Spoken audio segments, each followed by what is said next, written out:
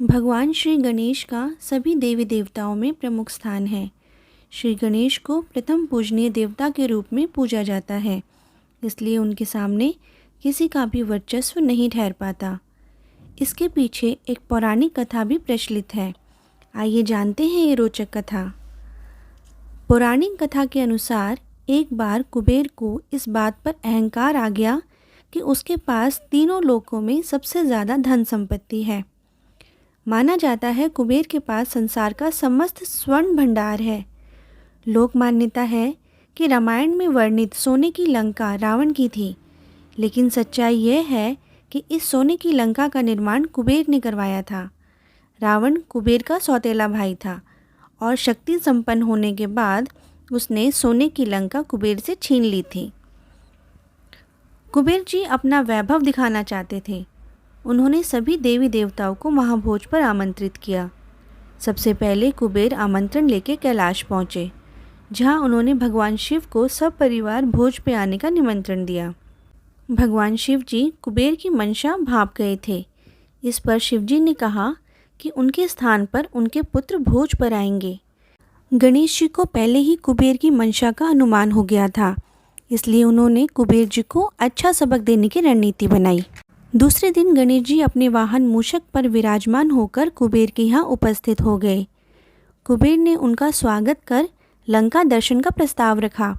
वे भूल गया था कि गणेश जी भोजन प्रेमी है। गणेश जी ने कहा, मैं तो भोजन करने आया हूँ, आपकी लंका देखने नहीं। भोजन लगवा दीजिए, मुझे भूख लगी है। कुबेर जी ने भोजन लगवा दिया। गणेश जी ने कुबेर के घर का सारा भोजन पलक झपकते ही साफ कर दिया और अधिक मात्रा में भोजन लाने को कहा। कुबेर ने अपने महल के समस्त सेवकों को भोजन बनाने और परोसने में लगा दिया, पर गणेश जी की भूख खत्म नहीं हुई। एक एक करके सभी व्यंजन समाप्त होने लगे। इसे देखते ही कुबेर जी तनाव में आ गए और सोचने लगे कि अब अन्य अतिथि क्या खाएंगे। वास्तविकता तो यह थी कि गणेश जी का पेट माता पार्वती के हाथ से एक कौर खाकर ही भरता था। यहाँ माँ के अभाव में उन्हें पेट भरने का आभास नहीं हो रहा था। आखिर में कुबेर ने हाथ जोड़कर माफ़ी मांग ली और भोजन परोसने में असमर्थता जता दी। गणेश जी क्रोधित होकर बोले, आप तो दावा कर रहे थे कि कोई भी अतृप्त नहीं लौटेगा, लेकिन आप तो मुझ अकेले का ही पेट नहीं भर पाए। तुम्हारे इस धन ऐश्वर्य और स्वर्ण की लंका का क्या मोल? पहले भोजन की व्यवस्था कर लेते, फिर निमंत्रण देते। हैरान परेशान कुबेर कैलाश की तरफ भागने लगे।